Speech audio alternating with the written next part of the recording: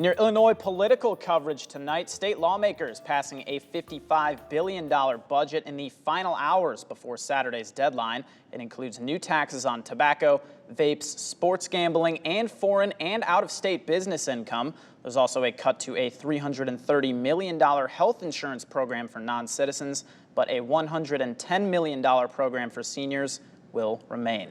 The new budget fully funds K-12 schools at $307 million, but it doesn't add funding for property tax relief, which is typically tied to education funding.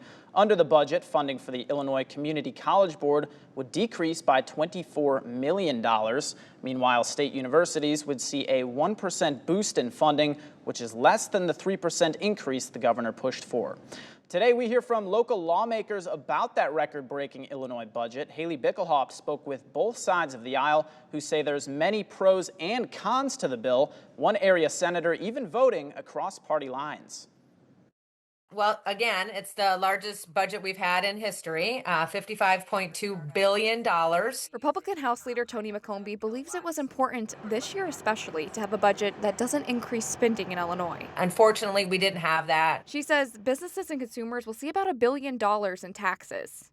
But there's still some wins for her party. The service tax and through the delivery tax, all of which I don't think are completely gone, but they are for right now, which is a win. On the other side of the aisle, Democratic State Senator Mike Halpin also voting no for the budget. The vote was not surprising to McCombie. He said it last year, and he warned that the budget needs to have things in it that reflects the priorities of his district, of the Quad City area. His reasoning: he felt like the area is being neglected. This year, I just felt that the balance of investment in Western Illinois, particularly on the higher education level, was just too much for me to accept this year. He says that the current funding levels for Western Illinois University don't keep up with inflation. Also sharing the Quad Cities campus has been operating for 10 years without an adequate increase in funds. The bill I introduced this year for the $7.2 million was something very important to me.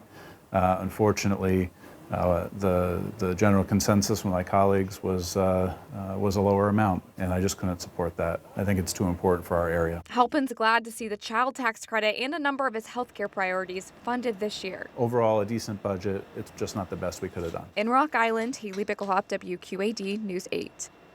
And coming up on June 16th, Senator Mike Halpin and Representative Greg Johnson will be at the East Moline UAW diving deeper into this year's budget.